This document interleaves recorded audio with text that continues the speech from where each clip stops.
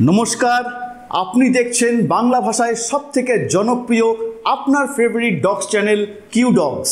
যতদিন ধরে আমরা এই চ্যানেলটি চালাচ্ছি ততদিন ধরে বিশেষত গ্রীষ্মকালে একটা কমন কোয়ারি কিন্তু আমরা পেয়ে আসছি। সেটা হলো, স্যার আমাদের ডগটি কি পাপিটি খাবার খাচ্ছে না। আমরা জানি যে আমাদের সারমেয়রা খাবার ছেড়ে দিলেই একেবারে মাথায় বাজ পড়ে, কারণ ওরা অসুস্থ না হলে কখনো খাবার খাওয়া ছাড়ে না বা খাবারের প্রতি অনীহা প্রকাশ করে না। তো যখনই ওরা খাবার ছাড়ে আমাদের ফার্স্ট টাইম মনে হয় যে ও হয়তো কোনো না কোনোভাবে অসুস্থ। ফলে গরমকালে ওদের খাওয়ার প্রতি অনীহা বা খাবার ছেড়ে দেওয়া দেখেই কিন্তু সবাই আমাদের কাছে এই পরামর্শটা চেয়ে থাকেন। তো এই কন্টেন্টে আমরা জানবো যে সারমেয়দের গ্রীষ্মকালে বাড়িতে তৈরি খাবারের তালিকা। So the title of this content is Homemade Summer Food for Dogs and Puppies. QDogs creche service. ব্যারাকপুরে অবস্থিত কিউডগস ক্র্যাশে বা কিউডগস ডে কেয়ার সেন্টারে আপনার সারমেয়কে রাখতে হলে ডেসক্রিপশনে দেওয়া ফোন নাম্বার বা ইমেল মারফত যোগাযোগ করুন। Your dogs second home.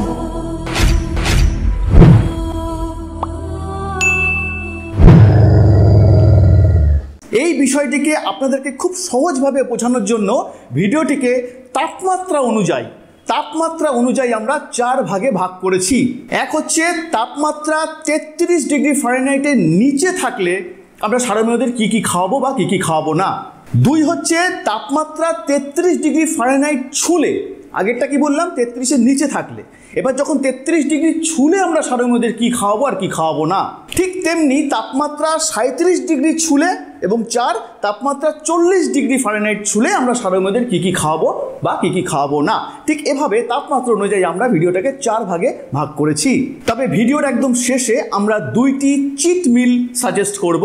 Cheat মিল মানে আমাদের সাজেস্ট করা হোমমেড সামার ফুড বা সামার ডায়েটটা যদি খুব একটা আনন্দ করে না খায়, তখন এই চিট মিলগুলো মিশিয়ে দিলে ওরা কিন্তু চেটে পুটে খেয়ে নেয়। তো ভিডিওটি মন দিয়ে পুরোটা দেখবেন, তারপর যদি কোনো প্রশ্ন থাকে কমেন্ট করে জানতে চাইবেন, নিশ্চয়ই উত্তর দেব।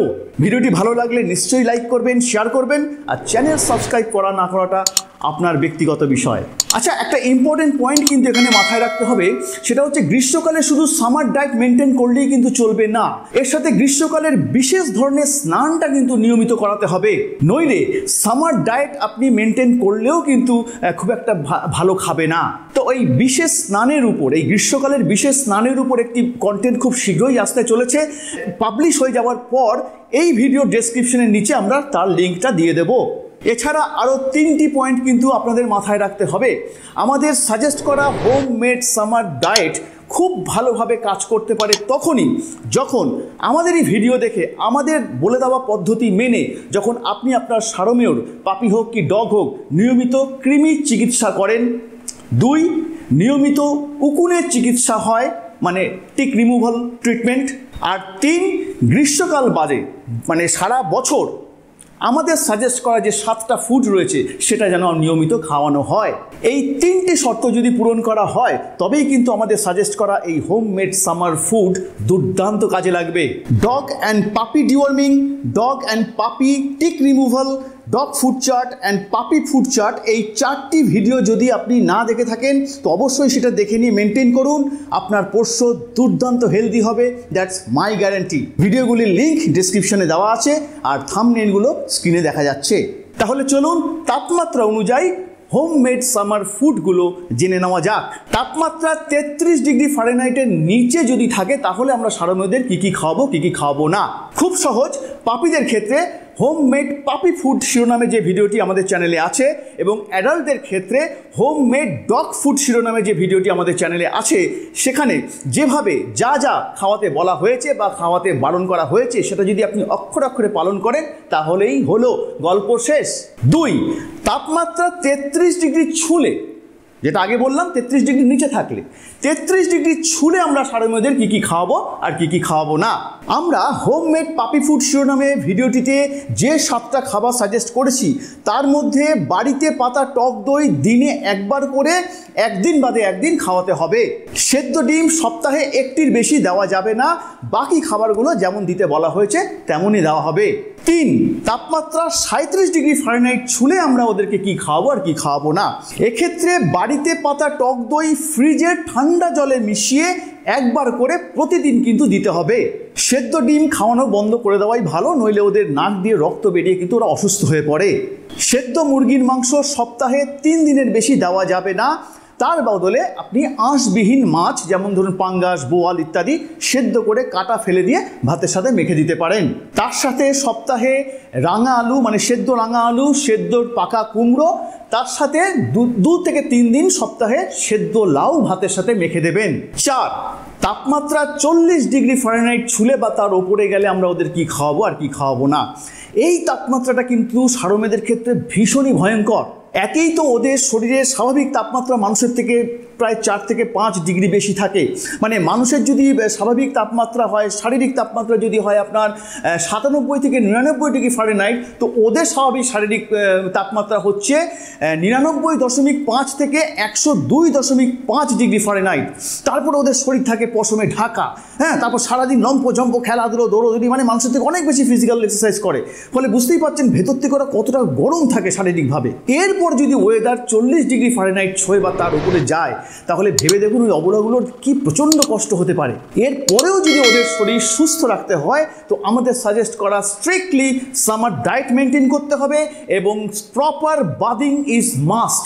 এই দৃষ্টিকোণ থেকে ওদের ডায়েট হবে প্রথমত বাড়িতে পাতা টক দই ফ্রিজে ঠান্ডা জলে মিশিয়ে দিনে 2 বার প্রতিদিন খাওয়াতে হবে। সেদ্ধ ডিম, মুরগির মাংস সম্পূর্ণ বন্ধ। তার বদলে আঁশবিহীন মাছ যেভাবে দিতে বলা হলো দিতে পারেন। তবে তার সাথে সপ্তাহে রাঙা আলু ও কুমড়োর সাথে প্রায় প্রতিদিন, আগে বলেছিলাম দিনে 3 দিন, এবার প্রায় প্রতিদিন রাঙা আলু এবং কুমড়োর সাথে আপনার সেদ্ধ লাউ ভাতের সাথে মিশিয়ে দিতে হবে। রাঙা আলু ও পাকা কুমড়ো হচ্ছে ন্যাচারাল সুগার সোর্স, আর আমাদের সেদ্ধ লাউ হচ্ছে ভেতর থেকে শরীরকে ঠান্ডা করে। তবে সর্বোপরি মনে রাখতে হবে যে গরমকালে ওদের অল্প খাওয়া বা না খাওয়াটা কিন্তু একেবারে প্রাকৃতিক বিষয়। নেচার মাদার মানে প্রকৃতি মা ওদেরকে গরমকালে সুস্থ রাখার জন্যই কিন্তু খাবারের প্রতি অনীহা সৃষ্টি করেন। আমরা আবার মনে করিয়ে দেব যে ষাঁড়মেয়েরা কিন্তু খেয়ে মারা যায়, না খেয়ে মারা যায় না। এই কথাটা বিশদভাবে ব্যাখ্যা করেছি আমরা পূর্বের বেশ কিছু ভিডিওতে। অর্থাৎ অযথা ভয় পাবেন না। তবে আমাদের সাজেস্ট করা এই হোমমেড সামার ডায়েট যদি আপনি ফলো করেন তাহলে খুব ভালো ফল পাবেন নিশ্চিত। এইবার আসবো 2টি চিট মিলের কথায়, যেটা আমরা ভিডিওর প্রথমেই বলেছিলাম যে শেষের দিকে বলবো।